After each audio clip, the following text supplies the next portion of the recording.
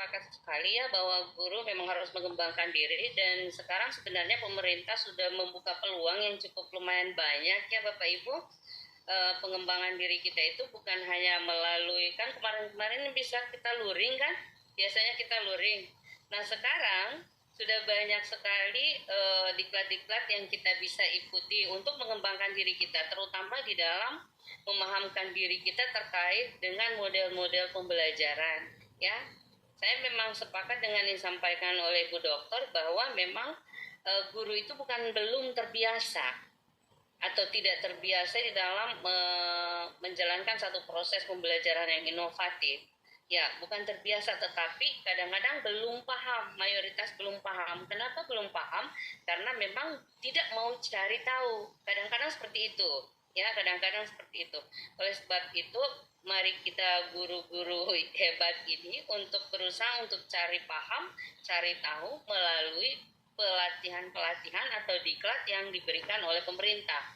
Sekarang kita bisa ikut ini ya Bapak Ibu ya, bisa ikut atau dapat banyak informasi melalui fitur yang diberikan oleh kementerian di platform Merdeka Mengajar ya Bapak Ibu ya. Di situ mau cari model apa saja yang diberikan oleh, yang akan kita terapkan dalam proses pembelajaran sebagai modal kita untuk mengembangkan diri dalam istilahnya ya, menciptakan satu proses pembelajaran yang menarik bagi peserta didik itu lumayan banyak. Ya, saya sepakat dengan Ibu Dokter. Kita harus mengembangkan diri dengan mengikuti berbagai macam pelatihan agar supaya kita paham betul apa yang akan kita jalankan dalam proses, agar supaya proses itu bisa memberikan kebermaknaan yang baik pada peserta didik. Ya, dan saya sepakat sama Ibu Dokter, kadang-kadang kita banyak menyalahkan siswa.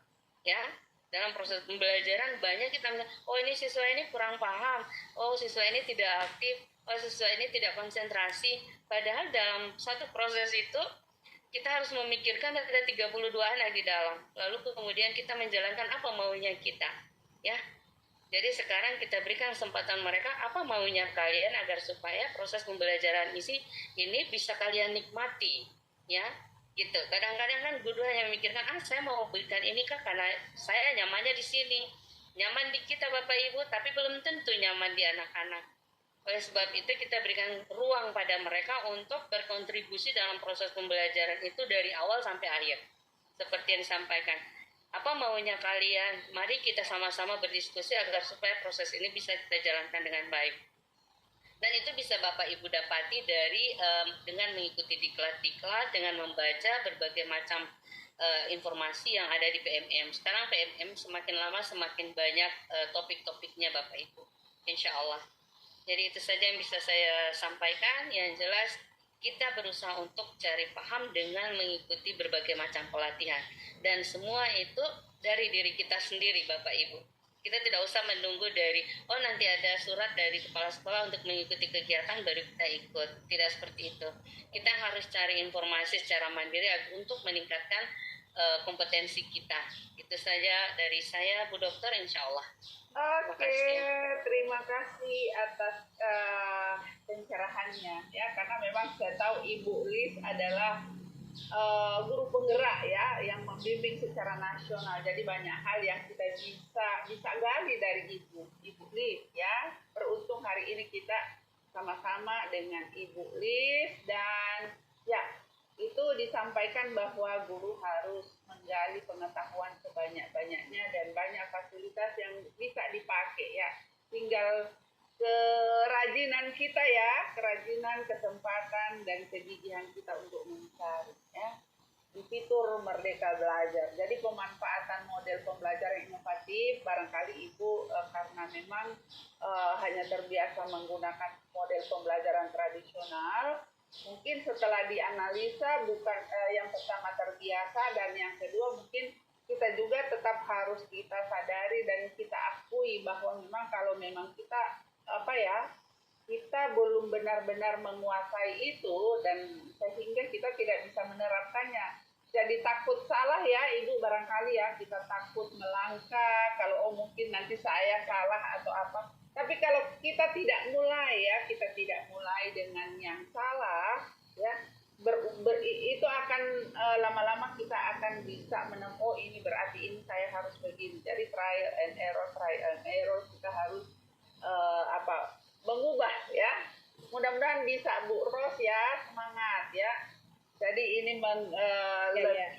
menggunakan yang tradisional, jadi dianalisa, analisanya bahwa bukan hanya terbiasa, tapi mungkin pengetahuan untuk model pembelajaran itu masih terbatas kayaknya ya. Lah materi literasi numerasi, saya kira literasi numerasi sudah di atas tadi Bu ya, memahami host cukup dengan apa yang dipahami, minim pelatihan ya, karena memang bukan saja memahami pembuatan soal host ya tepat, tapi untuk host juga ini kan minimnya pengetahuan siswa ya, kemampuan siswa untuk memahami pembelajaran yang berbasis host ya, karena memang apa itu yang disebabkan oleh apa ya, kemarin itu di musim COVID itu kan ya, mereka hanya belajar melalui gadget, belajar di rumah, tidak ada yang mendampingi, ini juga ya penyebabnya. Terus apalagi Bu? Saya sudah stop? Sudah sampai 6. Oke. Baik. Sudah. Iya. Ya. Bapak Ibu silakan stop Bu. Boleh saja Bapak Ibu misalnya dalam satu ada literasi, ada numerasi, ada host, itu bisa disatukan karena itu kan ada banyak sekitar 14 ya kalau kita rinci satu-satu. Ya, jadi kita kumpul satu, bisa ini mana di literasi, numerasi, di host dan sebagainya, di asesmen bagaimana, di model pembelajaran bagaimana, di media bagaimana, pemanfaatan media pembelajaran. Oke, saya kira itu dari Ibu Ros. Sekarang Ibu Erna ya, silakan Bu Erna. Terima kasih Bu untuk kesempatannya.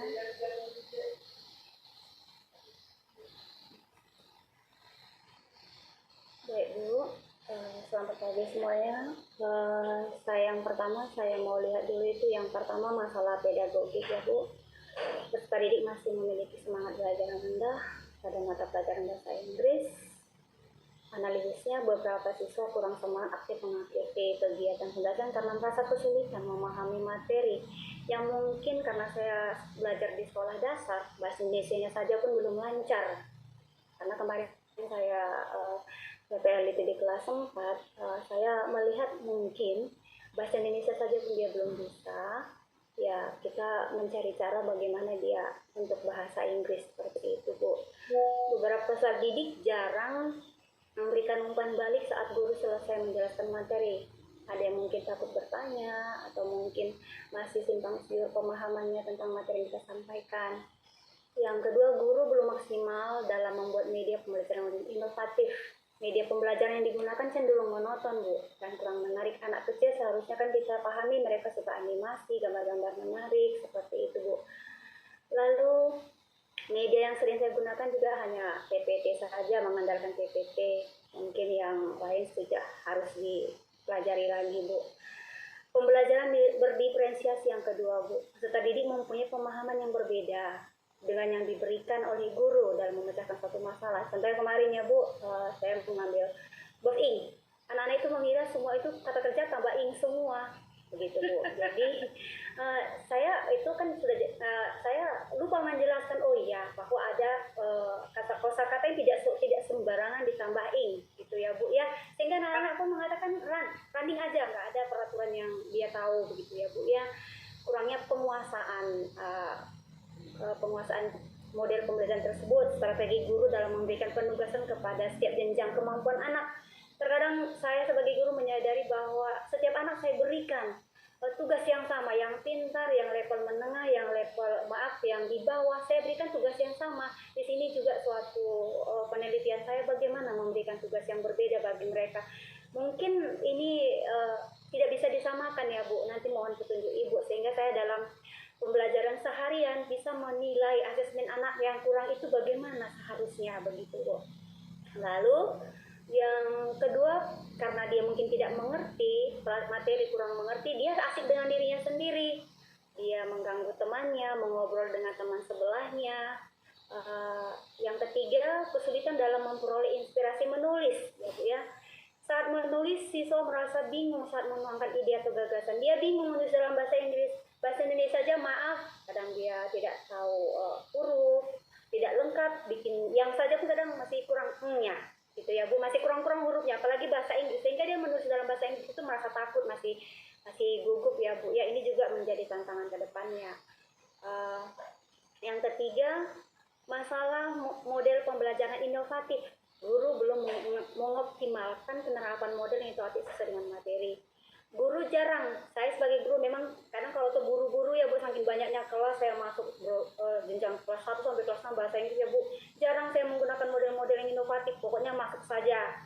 Itu tidak bisa saya pungkiri Bu, pasti itu, karena saya masuk dari kelas 1 sampai kelas 6 bahasa Inggris ya Bu, jarang menggunakan model pembelajaran, jadi persiapan itu harus betul-betul. Guru masih belum benar memahami tujuan akhir, pokoknya sampaikan saja materi, yang penting selesai jam ini, seperti itu Bu seringnya. Tanpa memahami karakteristik peserta didik saya, bisa nggak mereka menerima ini, untuk apa sebenarnya saya ajarkan ini? Itu saya kadang jarang ya Bu menyadari itu, pokoknya saya sampaikan materi, selesai jam ya sudah, gitu ya Bu, kasih tugas seperti itu. Yang kedua, KBM belum benar-benar menarik Bu. Guru sering menggunakan metode ceramah, sampaikan ini materinya, tugasnya ini, buka halaman sekian. Ya kita sebagai guru nggak usah belum memang seperti itu seringnya ya Bu ya, apalagi kalau sudah jam terakhir sudah capek ya Bu ya. Guru yang ketiga, menggunakan model pembelajaran yang kurang inovatif. Guru masih kurang mengikuti pelatihan tentang model pembelajaran. Saya jujur saja model pembelajaran belum banyak saya kuasai Bu. Mungkin di pelatihan ini, di PPG ini saya berusaha memberikan yang terbaik nanti di kedepannya. Yang keempat, mengidentifikasi masalah terkait miskonsepsi dan hoax. Peserta didik mengalami kesulitan memahami bentuk soal hoax. Hanya beberapa anak yang bisa menjawab soal hoax, itu pun ya sekitar dari 26, paling hanya 5 Bu. Peserta didik masih belum memahami atau terbiasa. Kadang di dalam pembelajaran belum membiasakan memberikan soal-soal hoax kepada anak. Contoh kita berikan pertanyaan hoax, bukan pada LKPD-nya, tapi dalam pembelajaran pentingnya kita memberikan soal-soal hoax untuk memancing pengetahuan anak. Lalu yang kelima, mengidentifikasi pemanfaatan teknologi Bu. Guru kurang mengoptimalkan pemanfaatan teknologi. Ya saya mungkin usia saya memang ya Bu sudah 44 tahun. Yang namanya teknologi setelah COVID ini baru saya belajar Bu, jujur. Pembuatan video, apa semua, karena selama ini ya maaf ya Bu, karena usia sudah 44 tahun itu kan sudah agak masih muda Bu. Kelihatannya masih ini Bu ya. Iya, masih gagap teknologi ya Bu, masih takut memegang nanti salah seperti itu ya Bu. Jadi untuk sini mulai belajar pemanfaatan teknologi ya Bu, itu saya akui masih gagap teknologi saya. Dari segi literasi Bu, minat membaca peserta didik masih kurang karena kosakatanya, belum paham cara mengartikan bahasa Inggris. Kadang-kadang anak membaca bahasa Inggris ini, arti is pun dia tidak bisa Bu, arti ar pun dia tidak mengerti di situ. Dia cari di kamus apa arti ar, padahal dia tidak mengerti is atau ar itu untuk apa, begitu. Kadang-kadang karena dia tidak mengertikan, dia tidak mau membaca, begitu Bu. Lalu siswa membaca hanya karena disuruh guru saja. Lalu siswa pengetahuannya untuk mengartikan belum bisa, sehingga dia malas membaca bahasa Inggris Bu. Yang ketujuh, mengidentifikasi masalah membangun hubungan relasi. Yang pertama, guru kurang dekat dengan siswa. Guru belum membangun kedekatan karena kurang memahami karakteristik siswanya. Kamu masa nggak bisa seperti ini, kita cenderung menganggap dia tidak bisa, padahal itu tugas kita untuk membuat dia percaya diri ya Bu. Guru masih kurang berkomunikasi bahasa Inggris di luar pembelajaran. Kadang kan penting juga untuk seorang guru membiasakan anak di luar pembelajaran bahasa Inggris, sehingga mereka di kelas pun tidak merasa tidak merasa gugup berbicara dengan gurunya. Guru kurang memberikan penghargaan. Ketika PPL 1, Pak David mengatakan perlu juga kita berikan apresiasi kepada anak berupa benda, permen mungkin satu, tidak hanya penghargaan.